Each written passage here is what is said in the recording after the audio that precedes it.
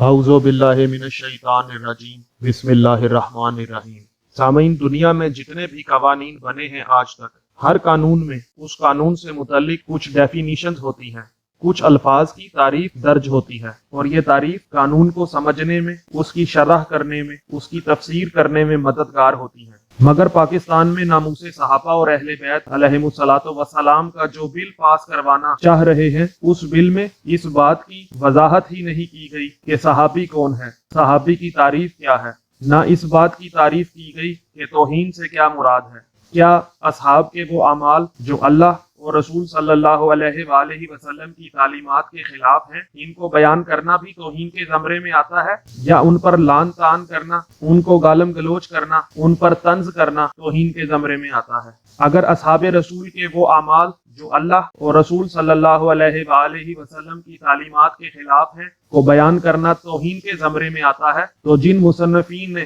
جن محدثین نے، جن مفسرین نے، جن مورخین نے ان واقعات کو ذکر کیا ہے، ان پر کیا فتویٰ لگائیں گے؟ مثلا بخاری میں لکھا ہے کہ سیدہ فاطمہ صلوات و سلام اللہ علیہا اپنے باپ کی وراثت نہ ملنے پر ابو بکر پر غضبناک ہو گئی، اور بخاری ہی میں لکھا ہے کہ مولا علی علیہ الصلوۃ والسلام خلافت کے مسئلہ میں ابو بکر کے مخالف ہو گئے، اور مسلم میں لکھا ہے کہ حضرت عمر کے بقول مولا علی علیہ الصلوۃ والسلام ابو بکر اور عمر کو خلافت کے معاملے میں جھوٹا، خائن اور غدار سمجھتے تھے۔ تو کیا آپ اپنے امام پر بھی توہین صحابہ کا اطلاق کریں گے، یا انہیں استثناء دیں گے، یا انہیں ایگزمپشن دیں گے؟ اور اگر ایگزمپشن دیں گے تو قرآن کی کس آیت کی روح سے؟ اور اگر ہم پر کفر کے فتوے لگاتے ہیں تو قرآن کی کس آیت کی روح سے؟ کیا تمام مسلمانوں کے لیے ایک قانون نہیں؟ تو لہٰذا پہلے یہ طے کر لیا جائے کہ صحابی کون ہے۔ تو آئیے قرآن سے پوچھ لیتے ہیں کہ صحابی کس کس کو کہا گیا ہے۔ سامعین، صاحب عربی زبان میں صحبت والے کو کہتے ہیں، جیسا کہ سورہ یوسف کی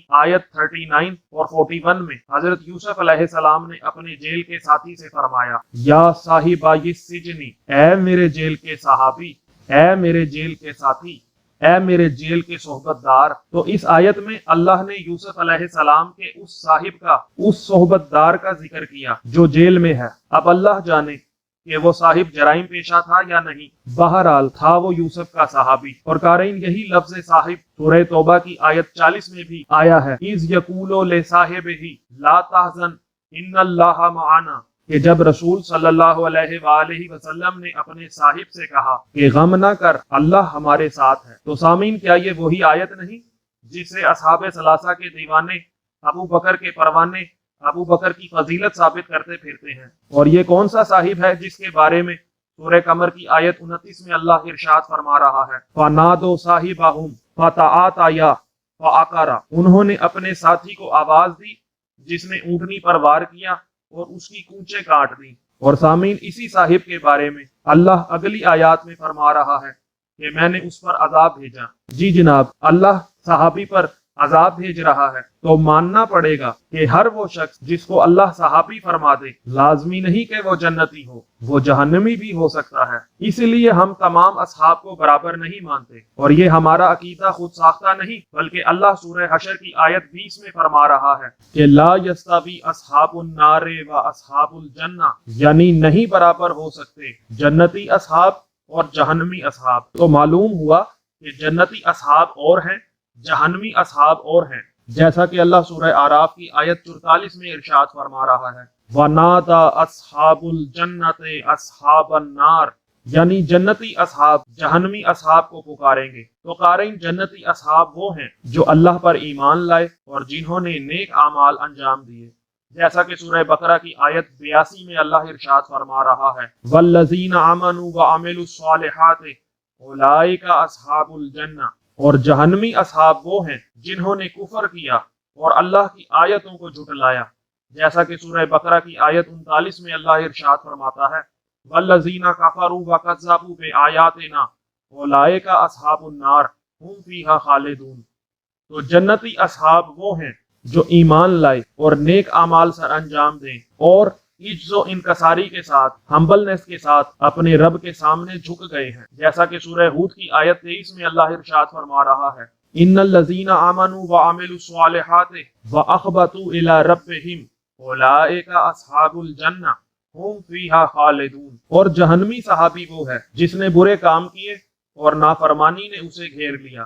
جیسا کہ سورہ بقرہ کی آیت 81 میں اللہ ارشاد فرما رہا ہے، بلا من کسب سیئۃ واحاطت بہ خطیئتہ فاولئک اصحاب النار ھم فیہا خالدون۔ سامعین، اصحاب جمع ہے صاحب کی، اور صاحب کا مصدر صاحب ہے۔ صاحب عربی زبان میں صحبت دار کو کہتے ہیں، اور اہل بیت علیہم الصلوۃ والسلام سے زیادہ نبی مکرم صلی اللہ علیہ وآلہ وسلم کا صحبت دار کون ہو سکتا ہے کہ جو ان کے حرم میں بھی ان کی صحبت میں رہ سکتا ہے، جبکہ اصحاب رسول صلی اللہ علیہ وآلہ وسلم کو نبی صلی اللہ علیہ وآلہ وسلم نے قرآن مجید میں حکم فرمایا ہے کہ نبی کی اجازت کے بغیر نبی کے گھروں میں داخل مت ہونا، یعنی رسول اللہ صلی اللہ علیہ وآلہ وسلم کے گھر میں داخل ہونا اجازت سے مشروط ہے۔ اور ان کی کتب میں جو حدیث درج ہے کہ تمام اصحاب ستاروں کی مانند ہیں اور تمام صحابہ عدول ہیں، عقل اور حقائق کے خلاف ہے۔ شیعہ کتاب معانی الاخبار میں لکھا ہے کہ رسول اللہ صلی اللہ علیہ وآلہ وسلم نے ارشاد فرمایا کہ میرے اہل بیت ہی میرے اصحاب ہیں۔